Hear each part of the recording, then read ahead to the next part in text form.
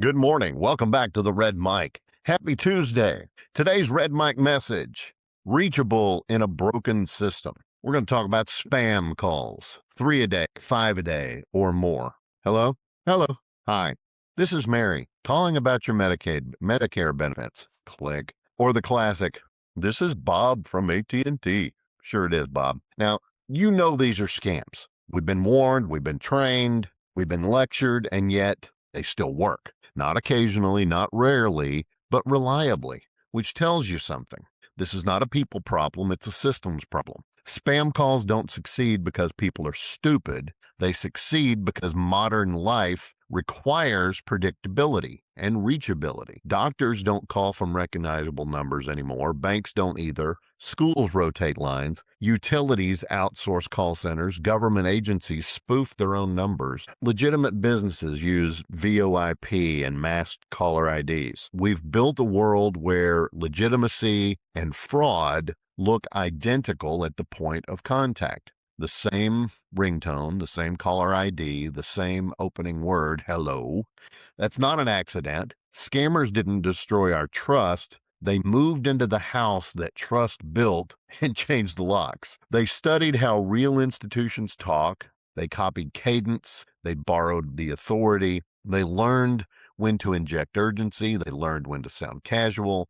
They learned when to sound official. And it's not magic. It's pattern recognition. It's weaponized. Here's the funny thing, though.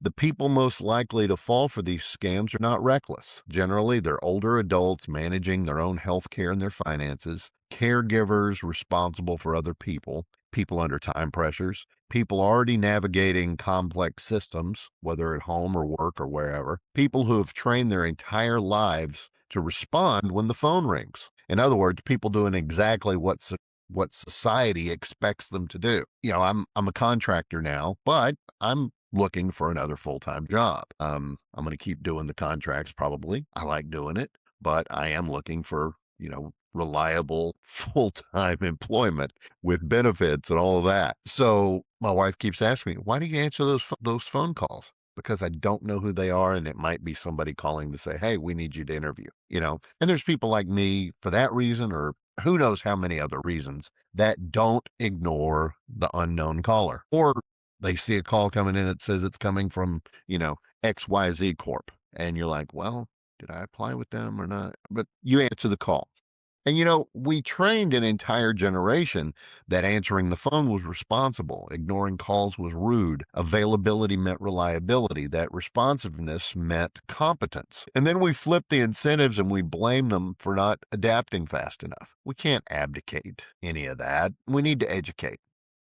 I mean, just telling people just don't answer, it's lazy advice. And it's lazy advice trying to insulate yourself from any bad consequences. Not answering isn't neutral. Not answering usually means, for a lot of people, missed medical follow-ups, delayed financial alerts, lost work opportunities, confused seniors, parents missing calls about their kids. So you answer. And the scammers know that. They don't rely on stupidity. They rely on fatigue. They rely on trust. They rely on cognitive overload. They rely on good faith under pressure. And that's why shame doesn't work. That's why mockery doesn't work. That's why be smarter fails every single time. What actually works? You got to make scamming expensive and difficult again. One of my favorite things, and I haven't tried it in a while, I'm thinking about doing it, is the old Jerry Seinfeld thing where he answers and says, hey, can you hang on a second? Let me get your number and I'll call you back. You don't want people calling you at home? Okay, now you know how I feel. Click. Or here's one that I used to do, and I haven't done it in a while. I need to do this one for sure. You answer the phone, say, hang on just a second. My hands are full. I'm going to set the phone down. I'll be back in 20 seconds. And then you set the phone down, and then you keep doing what you were doing, and you completely ignore them. And they think 20 seconds and they will hang on and they'll hang on. And then finally they will give up and hang up. And then you go and you look at your phone later and they drop the call. Wasting their time, even for an extra 30 seconds, in my opinion, is a fun thing to do because it makes you feel like you're in more control. But it's also maybe you're protecting the next person that's on that call queue and they don't get the call.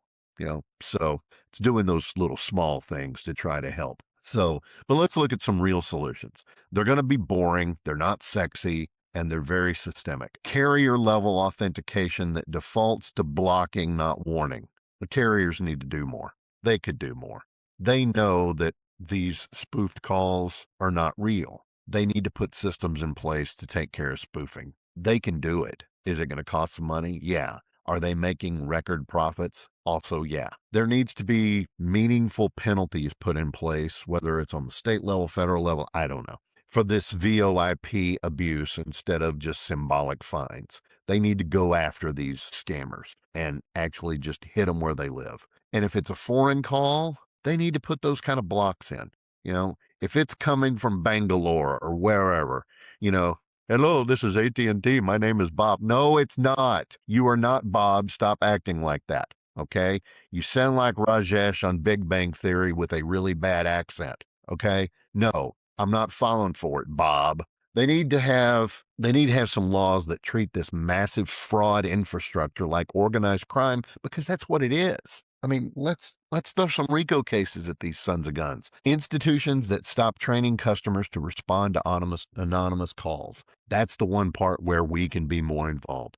Got to make sure. Okay, if it's an anonymous call, if it's a number you don't recognize, just let it go to voicemail. Have the faith that if they actually need to talk to you, that they're going to leave a message. And with families, you need to have clear call rules before a crisis hits. That way they can't take advantage of you and say, hey, I'm calling because your daughter is here in the emergency room and we need her insurance information so we can move forward with the care. No, A, that's wrong. And B, you know what? No one does that. So don't fall for it. But what you can do is have passcodes. Hey, this is Mary from the emergency room. Your daughter told me the word flibberty gibbet. Does that mean anything to you? Yes, it does. Okay, yes, I know that this is my daughter. By the way, flibberty gibbet, that's a massive Easter egg. Let me know what movie it's from. If you're paying attention, you know me, you know the kind of movies I like. What movie is that word from? Okay. If these phone systems, if the way we answer calls, if it's all set up to punish good faith, it will eventually eliminate good faith. And if your system rewards abuse, abuse is going to scale. Trust becomes a liability and people are going to stop extending it everywhere, not just on the phone. That's how disengagement ends. That's how people stop answering literally and figuratively. And that's how institutions lose legitimacy and they never get it back. We did not lose control of our phone systems overnight. We lost it slowly by tolerating just a little bit abuse, by prioritizing accountability, or by prioritizing efficiency over judgment, by outsourcing accountability, and by normalizing friction for the public instead of the perpetrators. Most scam victims weren't careless, they weren't greedy, they weren't stupid, they were reachable, they were human, and they were operating in good faith inside a system that stopped rewarding it. So let's fix it. And that's today's Red Mike message. Hope you found it interesting or helpful. I hope you found this fun, maybe a little bit. Please give me a like, a follow, and a share. And remember, I mentioned the word flibberty. What movie is that from? Let me know in the comments. I love you guys. I'll see you again tomorrow. And until next time, don't forget, life is short. Drink the bourbon.